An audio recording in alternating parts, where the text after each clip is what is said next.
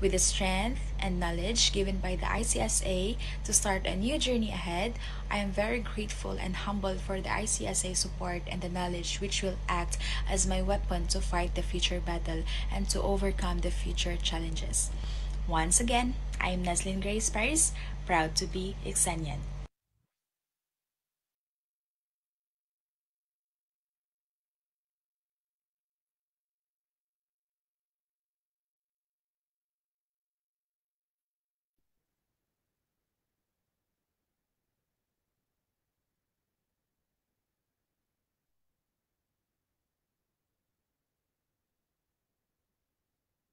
Recording in progress.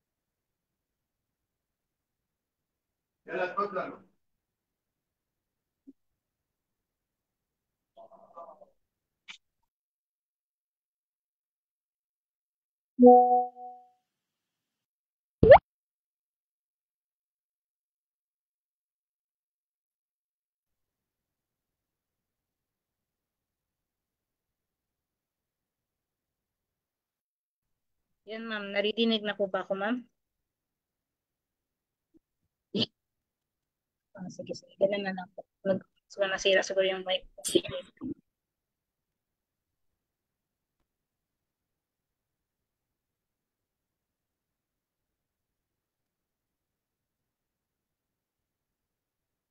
Magandang araw po sa inyong lahat or magandang gabi sa lahat ng mga attendees natin mula sa iba't ibang mga bansa.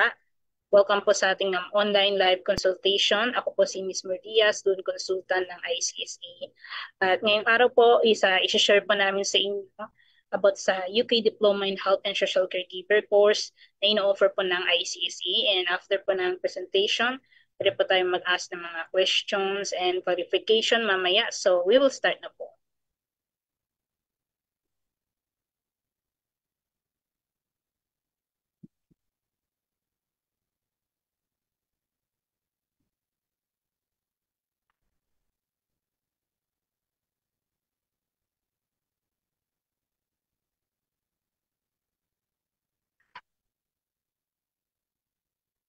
Ang ICSA po or International Institute of Computer Science and Administration ay nakabase po tayo sa Kuwait na may branch sa Malia at sa Mapula. At nag-offer po kami ng mga courses worldwide at itong ating UK Diploma in Health and Social Caregiver course ay available din po siya through online live interactive class via Zoom worldwide. Kahit isang bansa ka man ngayon, ay pwede kang mag-aral.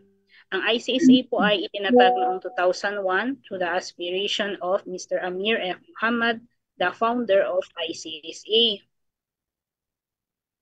At itong ating UK Diploma Health and Social Caregiver course, meron po tayong tatlong level at ang i-discuss po natin ngayon is ang level 3 at ang level 4. Ang level 3 are for those na at least elementary graduate or high school level. At dito naman po sa level 4 is at least high school graduate or above. At kailangan po dito sa ating course na meron na po tayong kahit basic knowledge po sa paggamit ng computer, lalo na po sa Microsoft Office application tulad ng Microsoft Word at can communicate in basic English, written, or verbal.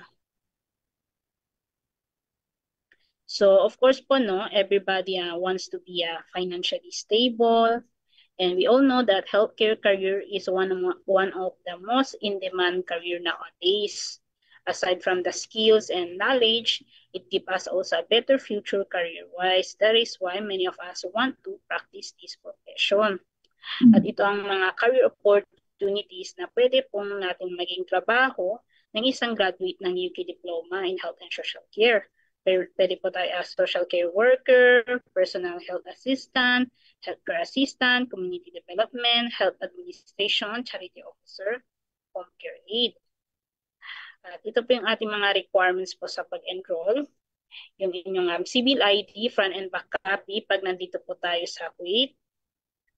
At any valid ID kung tayo ay outside Kuwait, nasa ibang bansa tayo, at yung passport copy, provide two picture or any selfie picture, so credential nyo, Form 138, diploma, TOR, at pwede siyang to follow.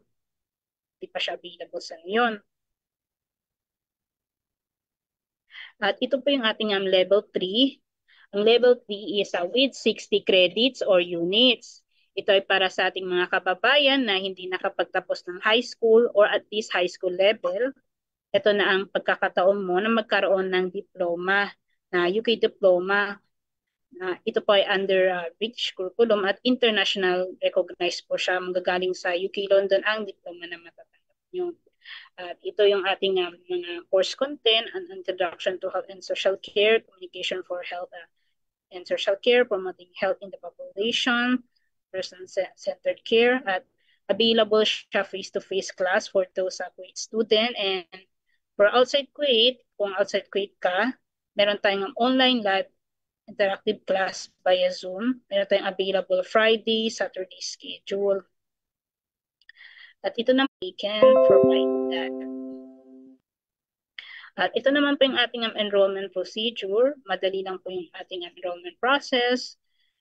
So, bibigyan po kayo ng link ng inyong student consultant kung sino po yung nakausap nyo. Kung saan mag-fill up po kayo ng inyong enrollment registration. Then, ihanda nyo po yung mga requirements. I-send nyo lang sa WhatsApp kung sino nag-assist sa inyo. And for the payment, kung nandito ka sa Kuwait, pwede kang bumisita sa aming office para magbayad ng inyong enrollment payment, and pwede rin magbayad through payment link, KNET, or WAMP. At kung outside Kuwait ka, pwede ka magbayad through GCash, BPI, BDO, or Metrobank. And ito ang ating learning process naman. Yung class schedule nyo is nakadepende yan sa schedule na kukunin nyo or anong level po kayo qualified, kung sa level 3 ba or level 4, or kung mag-online class po pa kayo or mag-face-to-face class.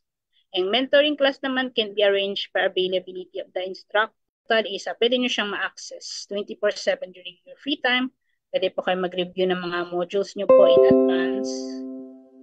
So, yun lang po, no? Thank you for listening. Para sa mga katanungan and clarification, pwede na po tayong mag-unmute or mag-message po kayo sa chat box.